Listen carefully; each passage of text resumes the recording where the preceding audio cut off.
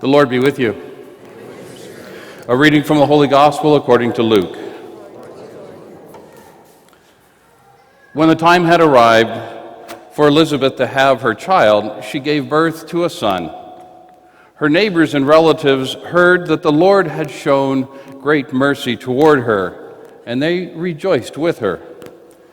When they came on the 8th day to circumcise the child, but his mother said in reply, "No, he will be called John." But they answered her, "There is no one among your relatives who has that name." So they made signs, asking the father what he wished him to be called. He asked for a tablet and wrote, "John is his name." And all were amazed. Immediately his mouth was opened and his tongue freed, and he spoke blessing of God. Then fear came upon all their neighbors, and all those matters were discussed throughout all of the hill country of Judea. All who had heard these things took them to heart, saying, "What then will this child be? For surely the hand of God was with him." The child grew and became strong in spirit, and he was in the desert until the day of his manifestation to Israel. The Gospel of the Lord.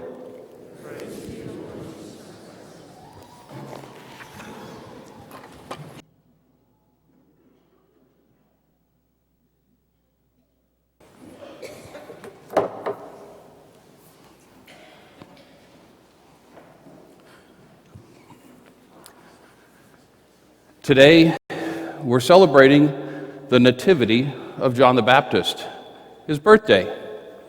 So join with me, would you? Happy birthday to you. Happy birthday to you. Happy birthday, John the Baptist. Happy birthday to you. Thank you. What's interesting is the Catholic Church traditionally does not recognize birthdays as a feast day. It's usually the death of a disciple, the death of a saint, when they leave this earth and return to God in heaven. That is typically the day that a feast day would be recognized. But today is a little different. Today we're recognizing the birthday of John the Baptist. There's only a couple of other birthdays we celebrate.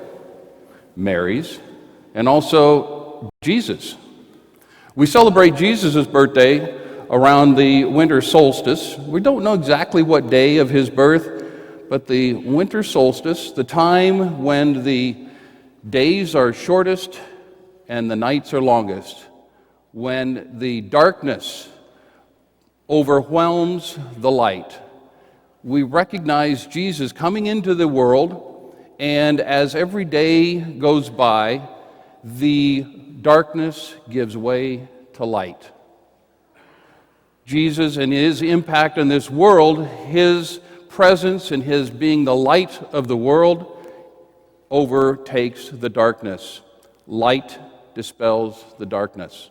So Jesus' birthday is one that we celebrated the winter solstice, and here we are near the summer solstice when we assign or attribute John the Baptist's birthday.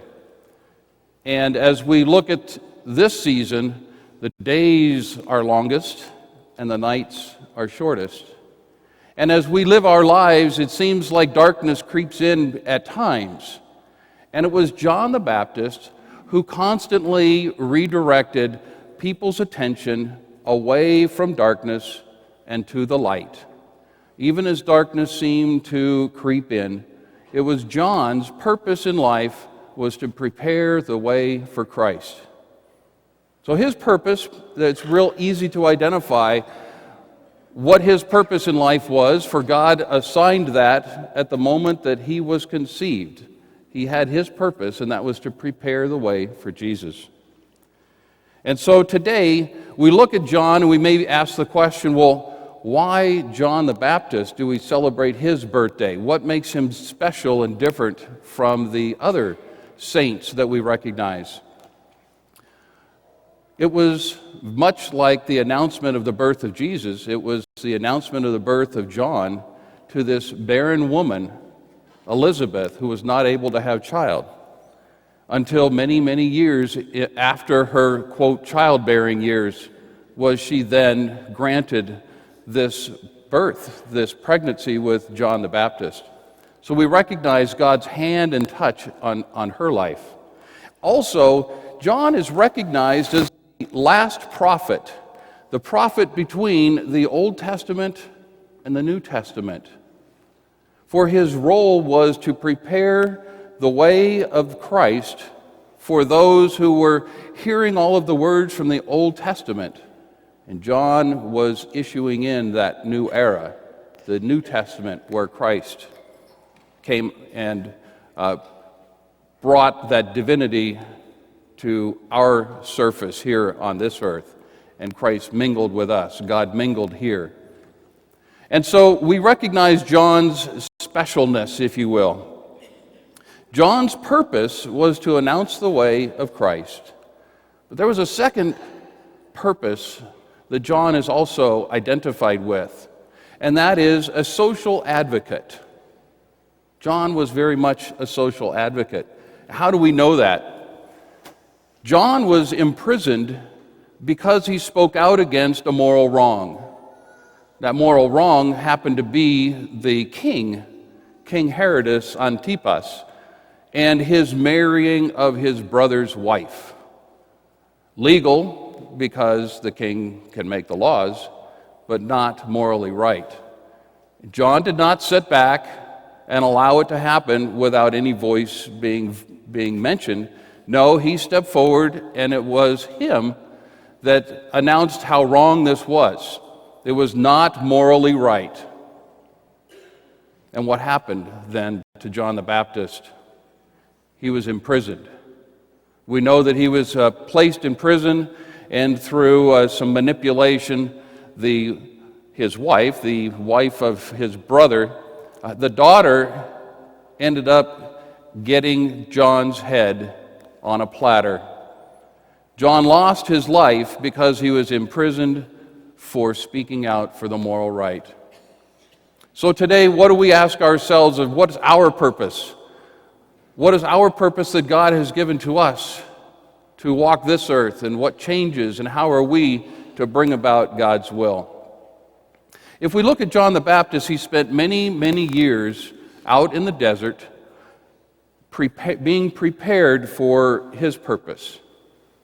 And we too have spent many, many years, some of us more than others, preparing and identifying our purpose and maybe carrying out our primary and possibly even some secondary purposes.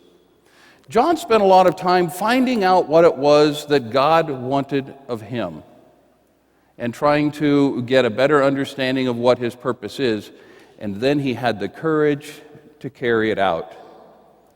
And so today, when we look at our lives, what is the purpose that we have? What is our primary purpose, and maybe what is our secondary purpose? See, John the Baptist is credited for making the comfortable uncomfortable. And he's also credited for making the uncomfortable comfortable. Have we done that? Have we had the courage to do that, to speak out for the right? Maybe our issue is identifying what is God's will. And that's one of the reasons we have our Catholic Church, to help with the teachings, to help understand what is God's will. So maybe we need to invest some time and some energy to find out what is God's will, to shape our opinion and to shape our thoughts based upon the teachings of what God's will is, as opposed to maybe the popular opinion that we find pervasive today with blogs and emails and instant communications with devices like this. Maybe what we need to do is take a step back and ask what it is that the church is teaching and why, and to understand what God's will is, so that we can then carry out our purpose. So one of the questions that I would like to put forward is, why does the church have teachings that support life? Why does the church teaching oppose the death penalty? Why does the church teaching promote charity? Or why does the church teaching require that marriages be open to children? Why does the church teaching call us to care for the poor? Why does church teaching call us to embrace all peoples, not just those that are most like us? Or why did the American church, the American Catholic Church, launch a campaign called Fortnight for Freedom? If we listen to popular opinion as opposed to researching to find out what the teachings are and why it is we're encouraged to follow God's will through the teachings of the church, we will become better informed such that we then can carry out our purpose, and our purpose being that of completing God's will. John the Baptist knew what God's teachings were for him, and he did promote God's will, and it cost him his life. We too are called to do God's will in our lives. So what we need to do is know what that will is. We need to learn what God's will is in our lives. So as we pray the Lord's Prayer today, let's listen to the words that we pray, and may they have a special meaning for us. Your will be done on earth as it is in heaven.